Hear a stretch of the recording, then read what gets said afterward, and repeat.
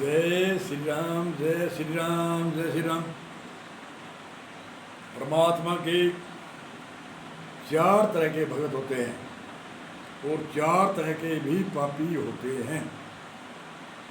चार तरह के, पहले हमें पापी बताते हैं। खल, कुटिल, पामर और पापी। खल पापी किसे कहते हैं? खल पापी कहते हैं मेरे 1 रुपये का भी लाभ न हो, दूसरे का मैं नुकसान कर दूं, उसको कहते हैं खल पापी। जैसे उंदर होता है, उंदर की वर्ती का मनुष्य होता है, वह हजारों रुपए मीटर का कपड़े का कुतर कुतर कर देता है, उसके कोई हाथ नहीं आता। जैसे कुटिल, हजारों खल पापी कहते हैं उसको। खल पापी जो मेरे 1 पैसे का लाभ न हो, मैं दूसरे का नुकसान कर दूँ, उसको खल पापी कहते हैं। उंदर की ताई वर्ती होता है, उंदर नुकसान करता है, आप खाता नहीं है, उसका स्वभाव है कतरने का, कोई काटने का। कोई अच्छी चीज़ वस्तु होती है उसको काट देता है, मल्लिक के काम नहीं आती। खल पापी के ये लक्षण है। कुटिल, टेढ़ी धारणा करने वाले, अरे उसने जैसे क्या कह दिया, अरे लकड़ी की बात कैसी कर दी, बात तो और करनी थी, सत्संग की बात करनी थी, संतों की बात करनी थी, परमात्मा की बात करनी थी, लकड़ी की बात कैसे कह दी, ये बढ़ा दिया कैसे काम, बदनमानी बोलना था, लकड़ी की बात कर दी। उससे कहते हैं कुटिल।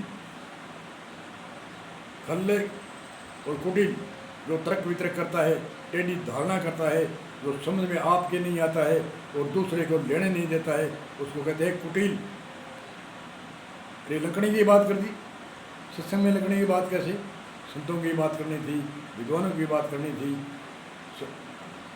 महात्माओं की बात करनी थी, तो सत्संग में भजन बोलने थे।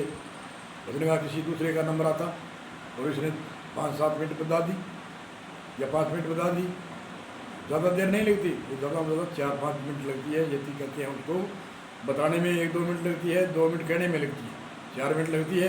पर तो वो 4 मिनट क्यों लगी? लकड़ी की बात क्यों गई? भजन बोलना था। उसको कहते हैं कुटिल। हजारों खल कुटिल पामर। पामर उसको कहते हैं जैसे कोई पागल गीताएँ घूमते हैं,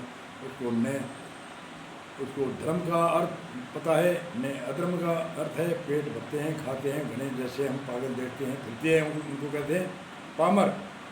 और पापी कहते हैं जैसे वाल्मीकि भील जैसे पापी हुए और हजारों लाखों आदमी मारे, और जब समझ में आई तब उनने पाप को छोड़ दिया, उस पाप को याद भी नहीं किया। हजारों खल कुटिल पामर पापी। और परमात्मा के 4 भगत होते हैं, अर्थार्थी, जिज्ञासु और ज्ञानी। अर्थ किसे कहते हैं? अर्थ कहते हैं परमात्मा की भक्ति तो करता है, पर तो अंदर कामना निष्काम नहीं है, उसके अर्थ भाव की कामना है। अर्थ मतलब दुखी। अगर मैं दुखी होऊंगा तो मैं परमात्मा को याद करूंगा, गुरु को याद करूंगा, जो भी भक्ति करिए उन भक्ति का मैं फल प्रयोग काम में लेऊँगा, मुझे कभी युक्ता न आए ऐसी भावना से हो, उसको कहते हैं अर्थ। अर्थ यानी दुखी। एक उदाहरण देता हूँ, लंबा उदाहरण नहीं से लंबा हो जाएगा। जैसे द्रौपदी को दुख हुआ, चीरहरण हो रहा था, और कृष्ण जी उनके महान गुरु थे, और उन गुरु जी महान पुरुष भी थे, योगेश्वर थे। उसने याद किया, मैं सभा के अंदर मैं वस्त्रहीन हो रही हूँ, और परमात्मा एकदम अपने हाथ छोड़े और आँख मीच के आवाज़ लगाई कि बस आप योगेश्वर आओ, मैं इसमें वस्त्रहीन होती हूँ। देखने में साड़ी में साड़ी आगे से आगे बढ़ती गई तो साड़ी में ही प्रकट हो गए। उनको कहते हैं अर्थार्थी। अर्थार्थी जैसे ध्रुव भगत ने भक्ति करी, परंतु अर्थार्थ के लिए यानी कामना के लिए मैं भक्ति करता हूँ, मुझे राज मिलना चाहिए। मैंने मौसी के महल में गया और मेरे पिता की गोद से मेरी मौसी ने, सौतेली माँ ने मुझे धक्का दिया, तो मैं एक ऐसा राजा बनूँ जो सौतेली माँ देखती रही, मैं परमात्मा की ऐसी भक्ति करूँ। उसको कहते हैं अर्थार्थी।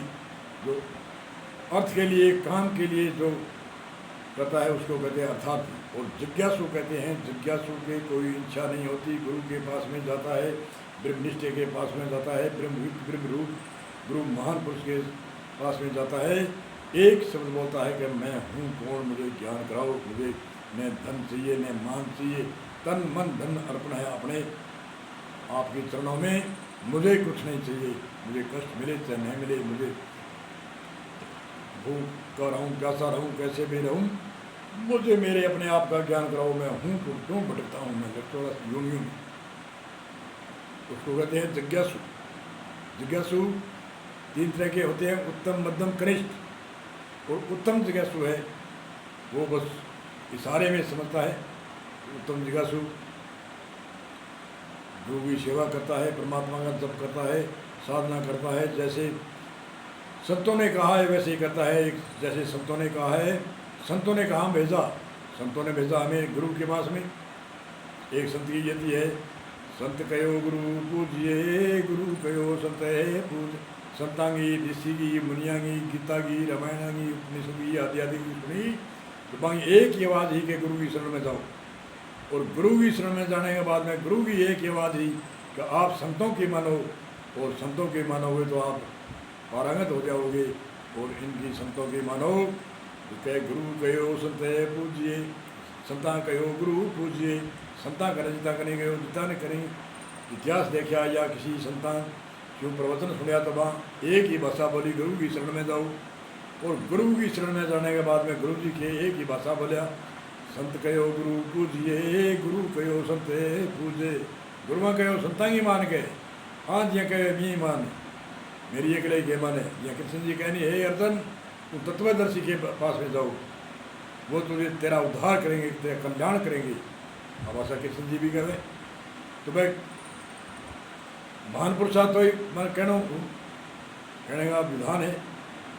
कृष्ण जी कहो हे अर्जुन तू तत्वदर्शी के पास में जा, अष्टांग प्रणाम करके, अष्टांग मतलब 8 अंग सहित प्रणाम कर, अष्टांग प्रणाम और हाथ में पुष्प फूल लेकर जा, और दंडवत प्रणाम कर, दंडवत जैसे डंडा सीधा होता है ऐसे।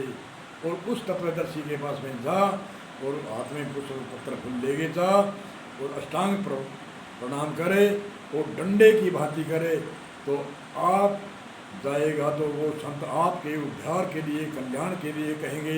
ऐसी भाषा कृष्ण जी उपदेश करते हैं अर्जुन को। और यही भाषा का श्लोक है ये, संत कहो गुरु पूजिए, संता तो कहो गुरु ने पूज, और गुरु कहो संत पूज। संत गुरु दोनों पूजता गई अगमगी सूझ। संत कहो गुरु पूजिए, गुरु कहो संत पूज, संत गुरु दोनों पूजता गई अगमगी सूझ। अब ज्ञानी, ज्ञानी कब बनता है?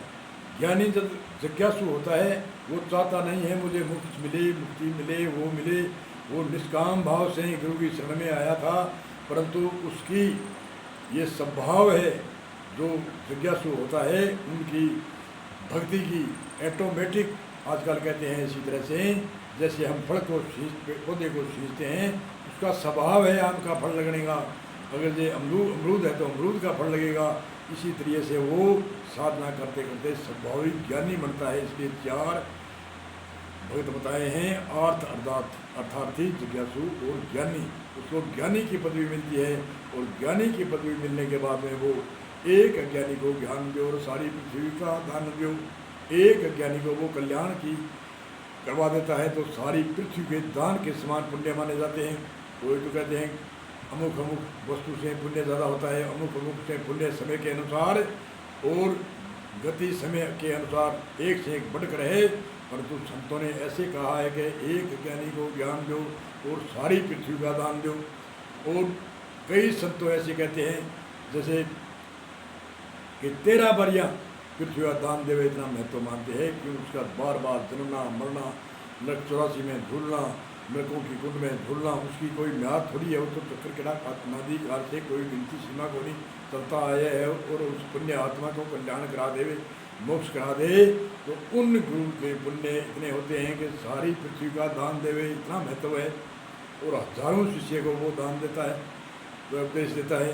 तो हजारों शिष्य पुराने समय में सुनते हैं हजारों हजारों 88 ऋषि इकट्ठे होते थे। वे अपने शिष्यों को और पूरे भारत के अंदर ज्ञान चेतना यात्रा काटते थे। सारा संसार भी टाइम में हिंदुस्तान में ऐसे थे, सारे भगत थे, सारे आस्थावान थे, सारे ऋषि थे। उनकी आगे का था सुनाएंगे। बोलो सतगुरु भगवान की जय हो। वो ज्ञानी ये पदवी मिलती है उसको।